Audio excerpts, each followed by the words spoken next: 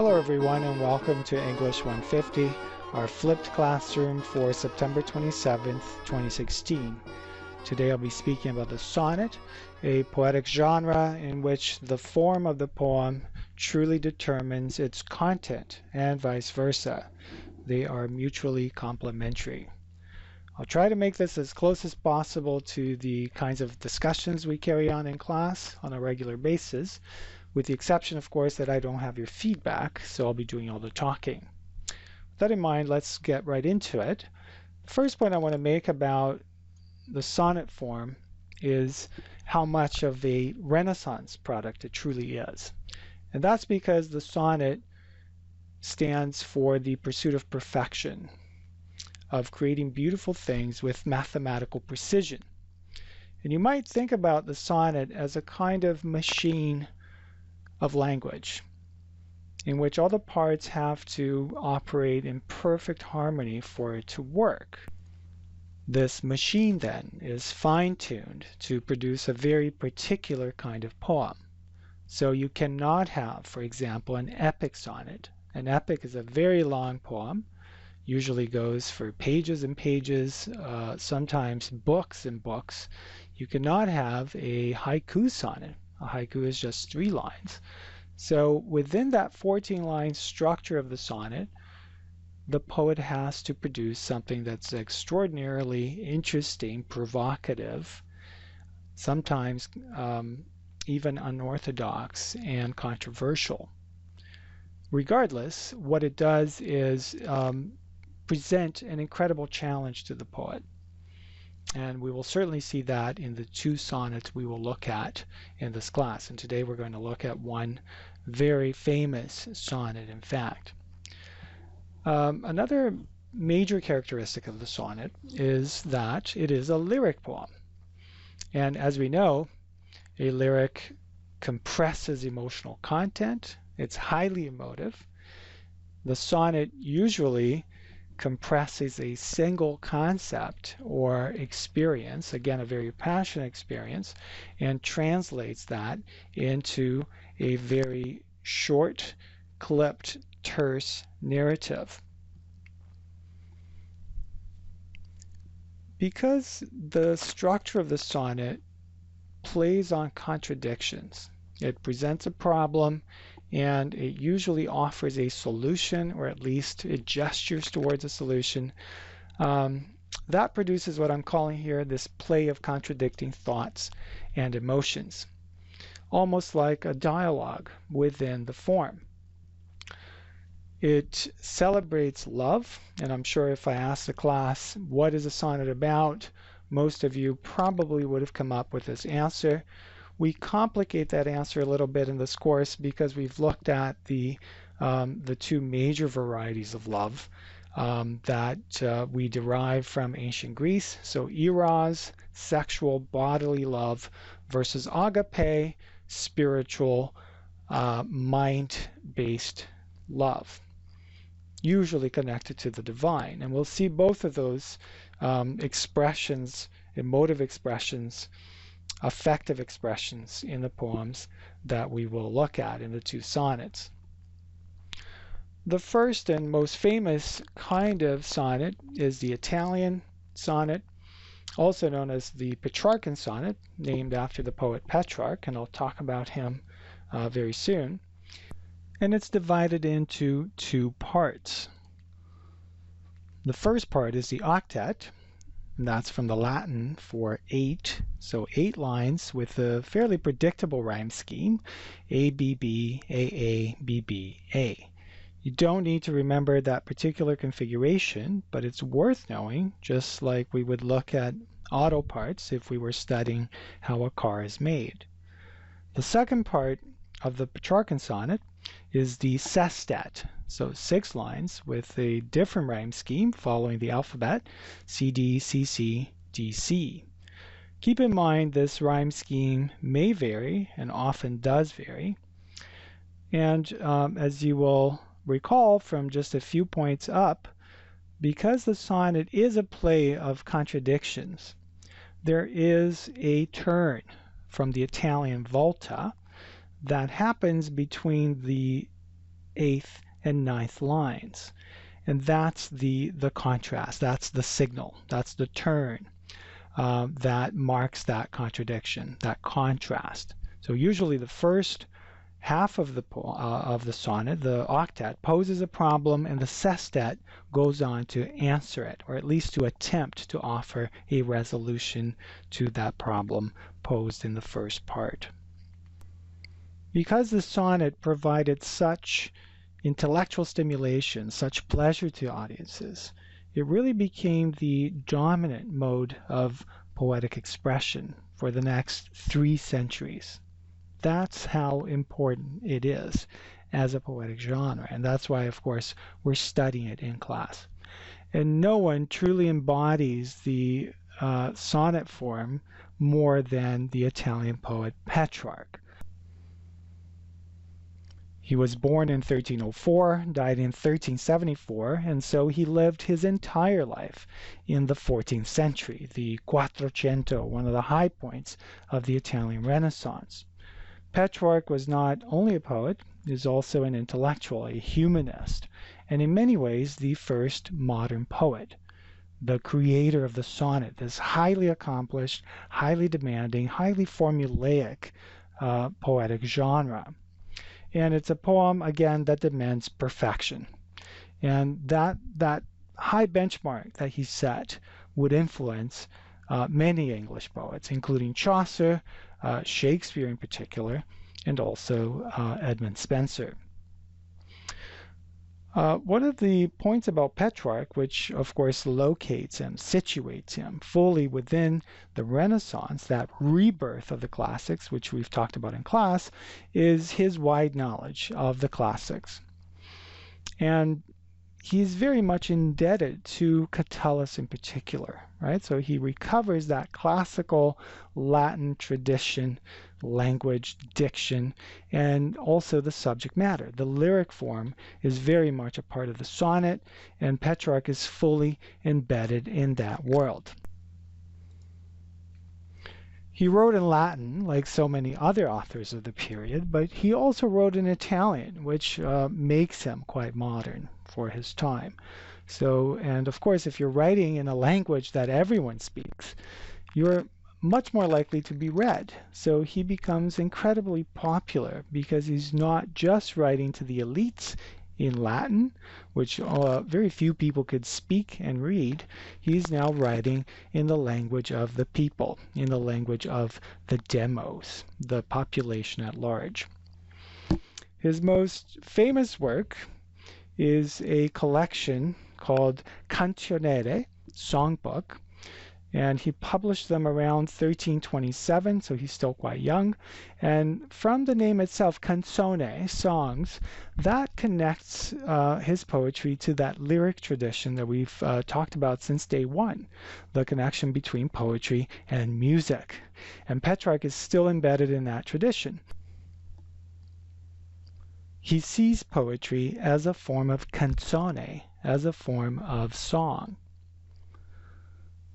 The collection is made up of sonnets and odes, another form of poetry, of lyric poetry that is also full of passion and exalted language. And almost all the poems are inspired by a passion, an infinite longing, if you will, for a woman named Laura. Now that should ring all kinds of bells in your head because it's precisely what Catullus did with his poems for Lesbia, who was a cover for Claudia, the woman for whom he had a very passionate devotion and a very troubled affair, in fact, as we discussed in class. So that truly connects Petrarch to that tradition that stretches all the way back to ancient Rome. 1400 years before Petrarch's own time. And here's Petrarch and Dante in a medieval mural. And you can see how they are presented as equals. So really a kind of the two towering figures of Italian literature. Petrarch there with the laurel above his head, so symbolizing victory. And that speaks to the odes that he wrote, much like the odes of ancient Rome that were written for victorious athletes in the Olympic Games. We're going to shift gears now to Shakespeare. And here's a beautifully illustrated cover of the songs and sonnets of Shakespeare. Notice how expensive that is, all hand-painted with an engraved figure of Shakespeare himself. So we're going to shift gears from the Italian, the Petrarchan sonnet, to the Shakespearean sonnet. And what is peculiar about the English sonnet is that it derives directly from the Petrarchan sonnet.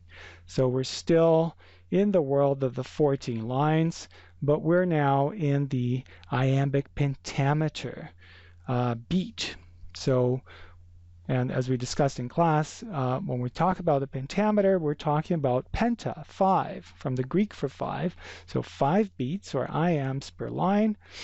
And the main difference, and this is an important point you should remember, between the Italian sonnet and the English sonnet is that we're now shifting, instead of 2 parts, we now have 4.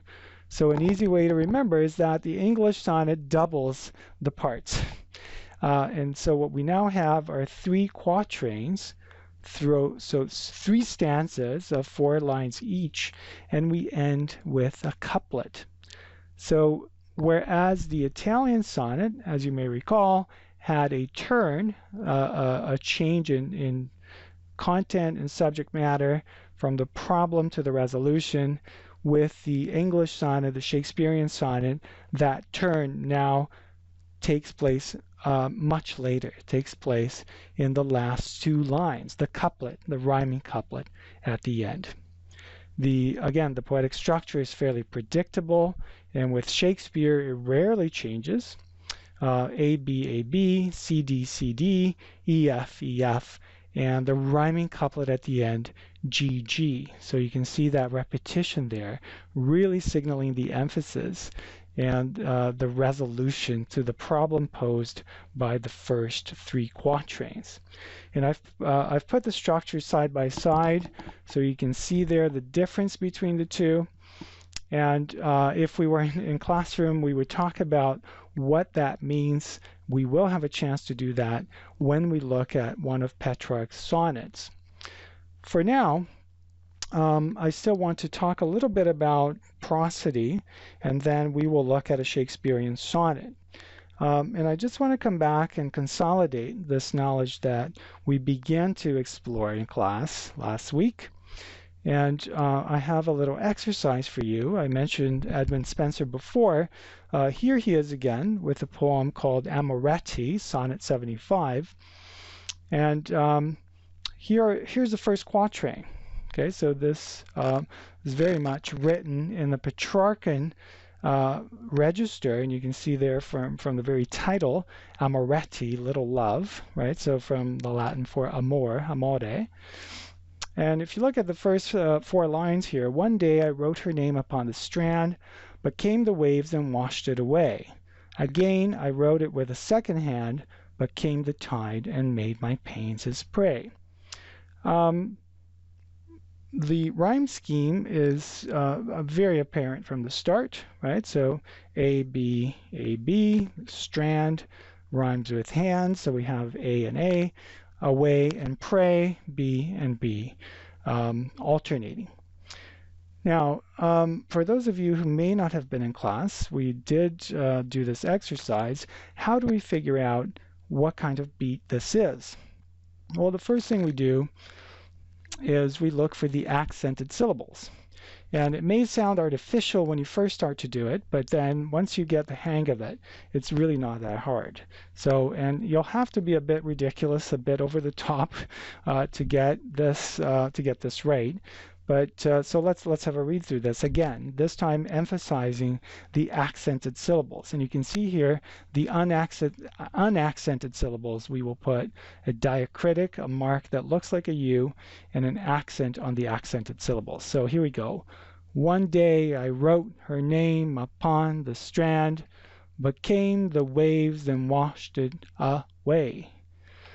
Again I wrote it with a second hand, but came the tide and made my pains his prey. Once we have those accents laid out, we can now divide the syllables. And as you can see here, we have 5 syllables. And that's what makes this an iambic pentameter. Let's now have a close look at one of the most famous sonnets in English literature, Shakespeare's Sonnet 18. It was published in 1609 in London, and here we have the facsimile of that first edition containing 154 sonnets. Here's what Sonnet 18 looks like on the page. Notice that there is no title, just a number, which is why we refer to it as Sonnet 18, although sometimes the first line of the poem is used as a title as well. Here's a zoomed in version so you can see a little better the typography and what it looks like on the page. Instead of reading it as I normally do in class, I found a British actor who will do a much better job. He's none other than David Tennant, the villain in the Netflix series Jessica Jones. So some of you may recognize his voice. Shall I compare thee to a summer's day? Thou art more lovely and more temperate. Rough winds do shake the darling buds of May, and summer's lease hath all too short a date. Sometime too hot the eye of heaven shines, and often is his gold complexion dimmed, and every fair from fair sometime declines, by chance or nature's changing course untrimmed. But thy eternal summer shall not fade, nor lose possession of that fair thou owest. Nor shall death brag thou wanderest in his shade, when in eternal lines to time thou growest. So long as men can breathe or eyes can see, so long lives this, and this gives life to thee.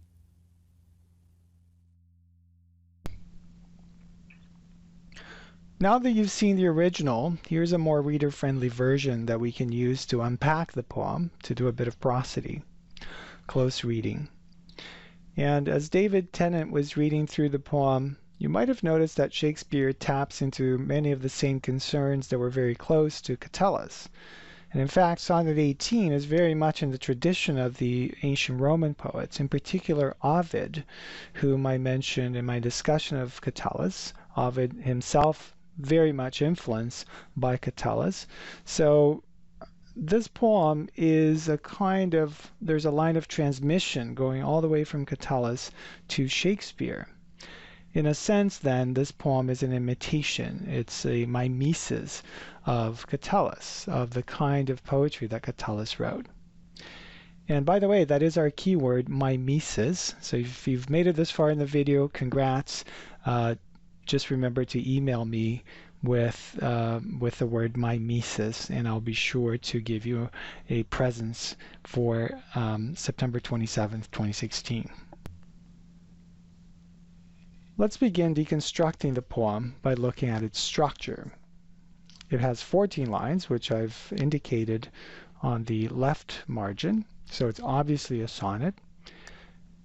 And the kind of sonnet it is given to us by Shakespeare himself. In the original and in the version that I've presented to you here, the couplet, the rhyming couplet at the end, is indented. I've actually exaggerated the indentation to draw attention to it. You'll also notice that Shakespeare repeats the first 2 words of the last 2 lines. So long, so long. We call that an anaphora. And the explanation is on the figures of speech sheet, which I've uploaded for you on Connect. So that is essentially an advertisement. Shakespeare is broadcasting the fact that this is an English sonnet. It's not a Petrarchan sonnet, although it does share some of the same characteristics to some extent. We'll talk more about that as we move through the sonnet. We have the three quatrains. So the sets of 4 lines, 3 sets of 4 lines, and again we'll look at how they are laid out as we move through the poem. Let's start at the top. Let's look at the first quatrain. We begin with a rhetorical question. Shall I compare thee to a summer's day?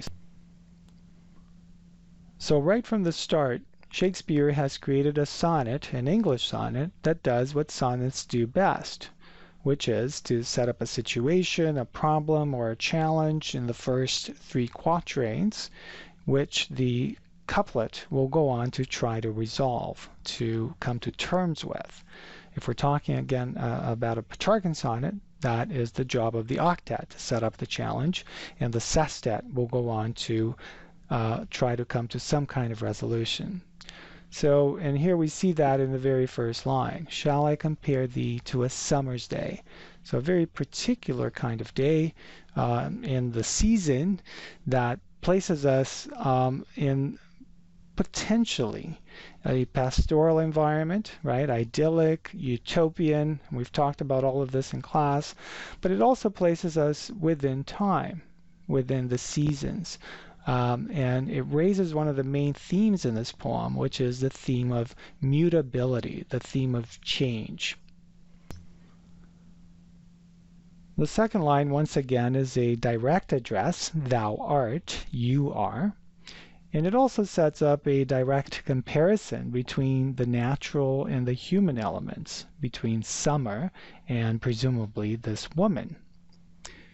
Notice, too, how Shakespeare creates a very clever pun at the end of line 2, the word temperate, which is both the root of the word temperature, which relates to the weather, but also the root of the word temperament, which relates to the woman's character. And of course, she's placed above nature. And thus that pun works very well to create this contrast. Again, a sonnet is all about contrast, and we have one right at the beginning with those first 2 lines. As we move to the next 2 lines, we get not only a change of season. Notice we're now going back to spring, from summer to May. But there's something odd that happens here. The kinds of connotations associated with spring, which is flowers and pleasant weather and the end of winter and so forth, sounds a lot like fall, sounds a lot like autumn. Rough winds do shake the darling buds of May. So that introduces an element of change, of uncertainty, a kind of foreboding, a kind of foreshadowing that we hadn't really got to in the first 2 lines, and it doesn't quite seem to belong. We do get the sense of buds, right, of new growth that takes place in the spring, but the rough winds introduce a sinister element into that idyllic, potentially pastoral scene. Line 4 complicates the scene a bit further, and summer's lease hath all too short a date. In other words, summer's too short. The sonnet couldn't have come at a better time for us in this course, as we've just ended summer, and it always seems too short. But the fact that it appears here in the sonnet really raises the issue of time. Remember, one of the main themes here is mutability, of change, and change, of course, is always associated with time. And there we have it, right? And the language is also interesting. So the lease that summer has on the seasons is too short. It's almost as though summer is just renting from the 4 seasons. If we were live and interactive in the classroom, I would also speak a bit more about how this language reflects the rise of bourgeois capitalism and an increasingly urban environment in which Shakespeare lives in 17th century England. Lines 5 and 6 introduce a new literary device, which we call conceit.